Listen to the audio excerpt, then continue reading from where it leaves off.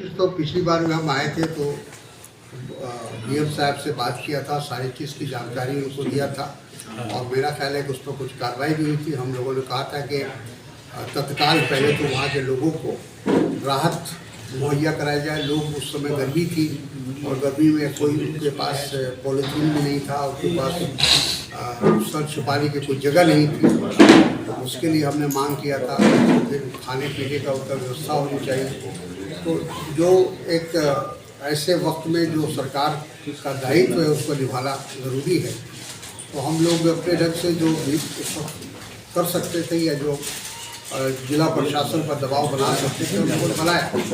साहब से पिछली बार जब हम आए तो बात किया था और अभी मुझको डीएम साहब से मैंने जानकारी ली तो उन्होंने कहा कि कल से वो सेवा शुरू कर दी गई है और वहाँ मतलब मनिहारी के लोगों को बहुत परेशानी थी और वहाँ से जो गिट्टी वगैरह भी जो आता था उसमें भी बहुत परेशानी थी, लोगों को उपलब्ध नहीं हो रहा था। ये लोग नाव से ला रहे थे जो बहुत ही खतरनाक बात थी, डेंजरस था। तो उसको देखते हुए ये हम जब गए थे तो लोगों ने उनको ये बात की जानकारी दी थी। तो साहब के अनुसार कि सेवा से दोबारा बहाल कर दी गई।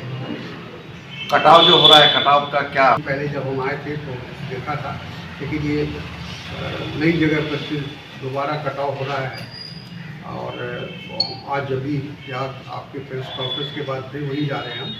और हमारी ये मांग है, हम तो कहेंगे कि ये मामला बहुत ही गंभीर है। कटिहार ही नहीं, पूरे समझिए नॉर्थ बिहार के अंदर ये कटाव का सिलसिला चल रहा है और केंद्र सरकार को इसमें हस्तक्षेप करना चाहिए, राज्य सरकार को इसमें पूरी दिलचस्पी लेनी चाहिए। मैं मंत्री से भी मांग करूँगा, प्रधानमंत्री से भी मांग करूँगा कि वो इसकी पूरी तकनीकी जो जानकारी है वो हासिल करना चाहिए और इसको रोकने का, क्योंकि ये जो इरोजन चल रहा है, ये जो कटाव चल रहा है, गांव का गांव साफ हो रहा है, लोग जो खेती है खेती बर्बाद हो रही है। तो ये जो स्थिति है इससे बचाने की कोशिश की जानी चाहिए, लेकिन इसको पूरी तरह से इसमें केंद्र सरकार का की अहम भूमिका है।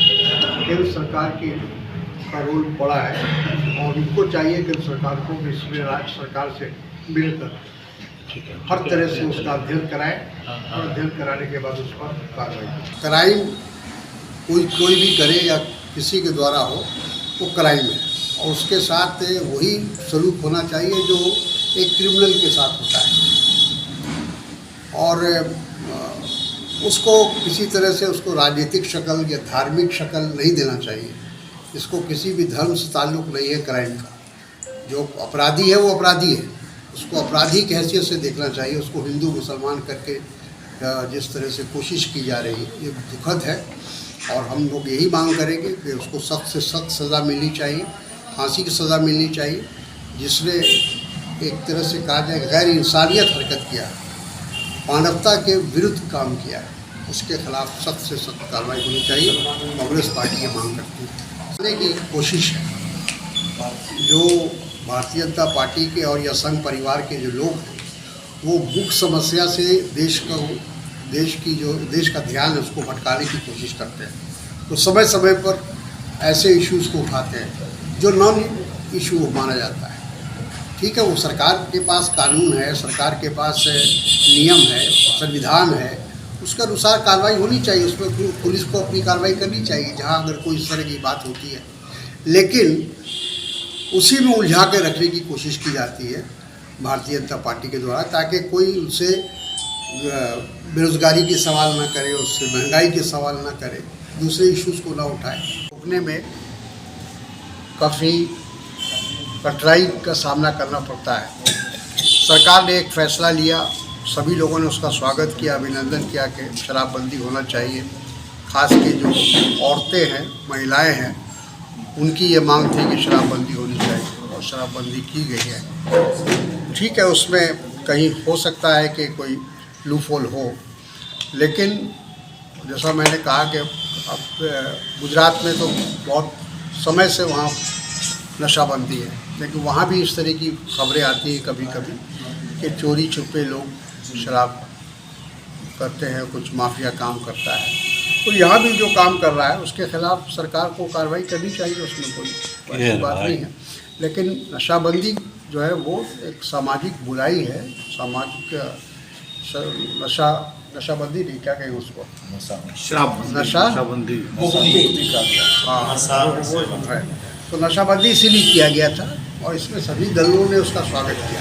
मेरा बिहार सरकार से ये मांग होगी कि स्वास्थ्य सेवा को बेहतर बनाया जाए, कोशिश होनी चाहिए, क्योंकि बुनियादी जो सुविधा है उसमें स्वास्थ्य सुविधा भी आती है।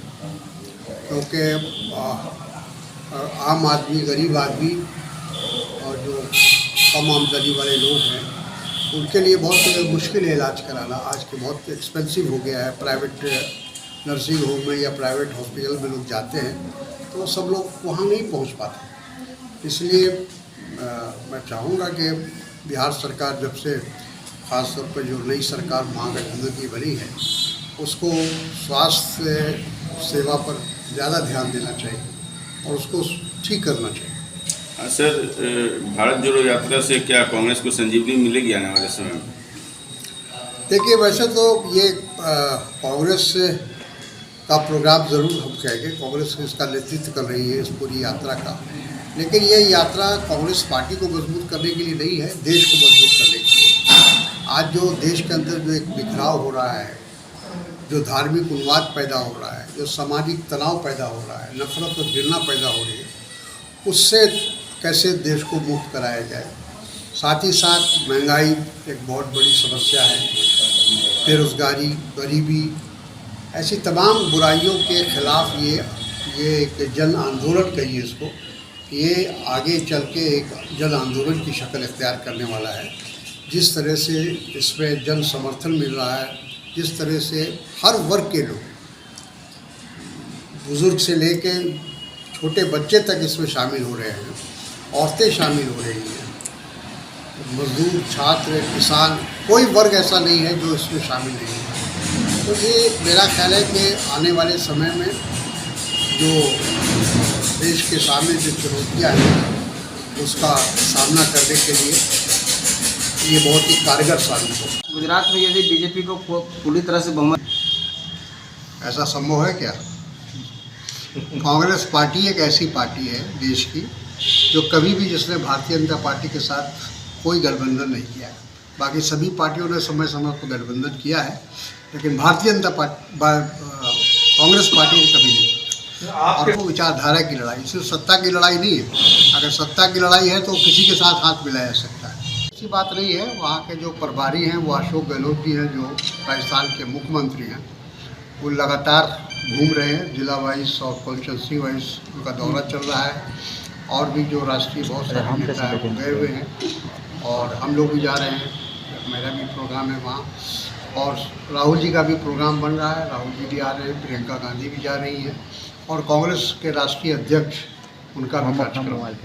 आप पार्टी गुजरात में कितना नुकसान करेगी कांग्रेस? तो 1% वोट भी नहीं आया था आप पार्टी को, और इस बार वो सरकार बनाने का दावा कर रहे हैं। तो ये तो बिल्कुल एक हास्यास्पद, मतलब इसको कहा जाए कि ना यकीन करने वाली बात है कि जिस पार्टी को पिछले चुनाव में 1% वोट भी ना आया हो, वो दावा करे कि हम सरकार बनाएंगे। जहाँ तक लगता है कि वो अपना प्रेजेंस शो करना चाहते हैं, उसी के लिए वो संघर्ष कर रहे हैं, जो भी अपनी कार्रवाई कर रहे हैं। हमने तो आपको उसकी असलियत बता दिया, ग्राउंड रियलिटी बता दिया कि 1% भी वोट उनको पिछली बार नहीं आया था। तो ऐसी पार्टी के साथ गठबंधन है, क्या सवाल सर? देखिए, ये तो खुद ही बंगला छोड़ देना चाहिए। जो मंत्री नहीं रहे, जिस पद के लिए उनको बंगला दिया गया या सुख सुविधा जो भी दी जाती है वो एक नियम के अनुसार दी जाती है। तो जब वो नहीं रहे मंत्री, उस पद पर नहीं रहे जिस पद के लिए उनको वो सुविधा मिली थी, उनको स्वयं छोड़ देना चाहिए था। ये नौबती नहीं आने देना चाहिए कि सरकार को नोटिस देना पड़े या उसके खिलाफ कोई कार्रवाई करना पड़े। करी थी एक तरफा चुनाव है, लेकिन जिस तरह से उसने अपनी तमाम शक्ति को झोंका है वहाँ, वो इस बात का संकेत है कि वो या तो नाउमीद हो चुके हैं, नर्वस हो चुके हैं। उनको लग रहा है कि परिणाम उल्टा भी आ सकता है। इसको कहते हैं ना कि आखिरी प्रयास है भारतीय जनता पार्टी का कि वहाँ कैसे सत्ता बचाई जाए, लेकिन वहाँ का जो ग्राउंड रियलिटी है, ज़मीनी सच्चाई है कि लोग वहाँ बदलाव चाहते हैं, परिवर्तन चाहते हैं। पिछली बार कांग्रेस वहाँ कुछ विधायकों की कमी के कारण रह गई थी, सरकार नहीं बना पाई थी। आप लोग को याद होगा कि 99 आया था बीजेपी को, 77 आया था कांग्रेस को। इस बार हम लोग उम्मीद कर रहे हैं कि हम सरकार बनाएंगे, उस कमी को पूरा करेंगे और मतलब लोग कह रहे थे कि एक तरफा चुनाव